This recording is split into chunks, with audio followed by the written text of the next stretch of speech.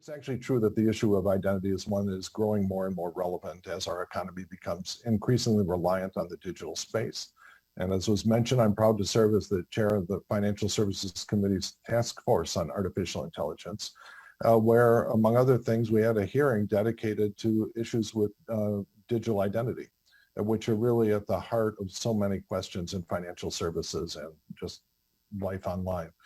And the COVID-19 crisis has really called to attention the urgency of discussing many of these challenges about proving digital identity and specifically what should be done by Congress to ensure that identities are protected.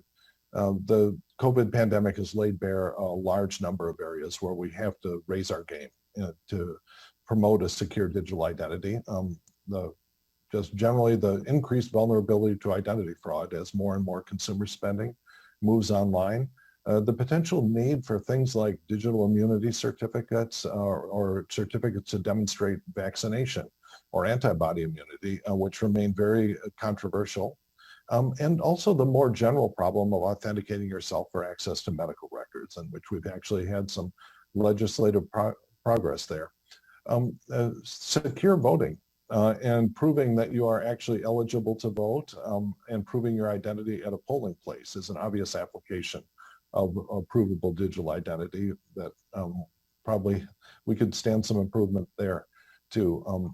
Central bank digital currencies and other digital assets, I think, will be one of the things that really drive this field in the coming years. I'm happy to talk for all my time about our efforts to promote central bank digital currencies.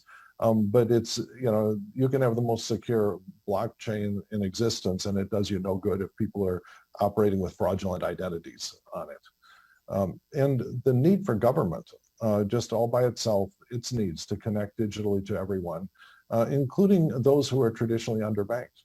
This came through in a big way when we said, okay, we're going to have these stimulus per capita payouts. And we found we did not have a list of U.S. citizens who are eligible. And so to try to get this all started, I recently introduced a bill with four bipartisan co-authors on the bill, H.R. 8215, the Improving Digital Identity Act of 2020, with Representatives Katko, Langton, and Loudermilk.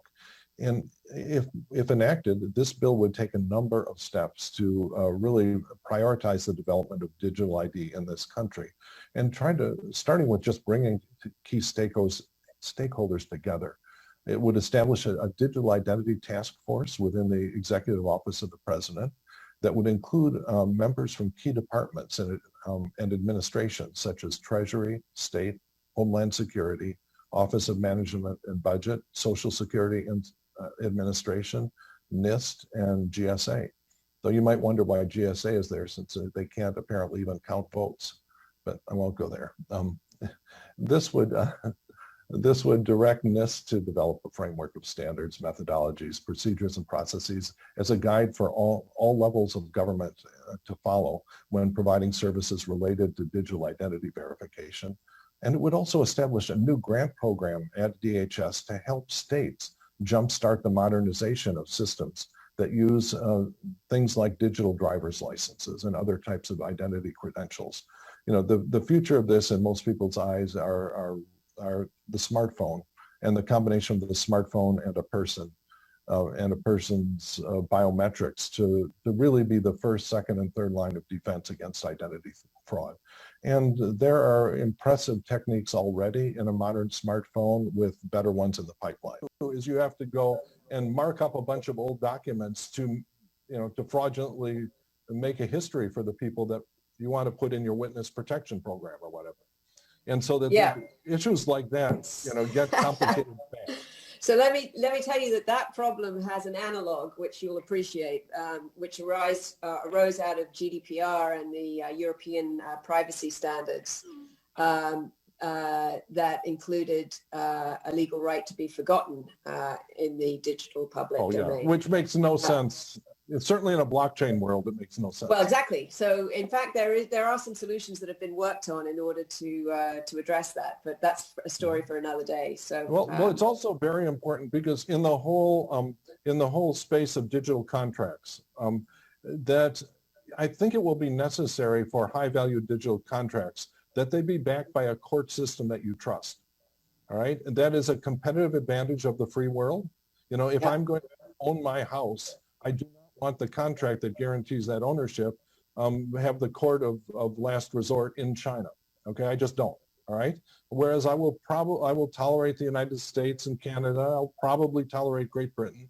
But, you know, there's a rather short list of countries where I think I trust the court system. And so that means that the court has to have the ability to reverse digital contract, which means they have to have a very carefully guarded digital key that gives them a backdoor to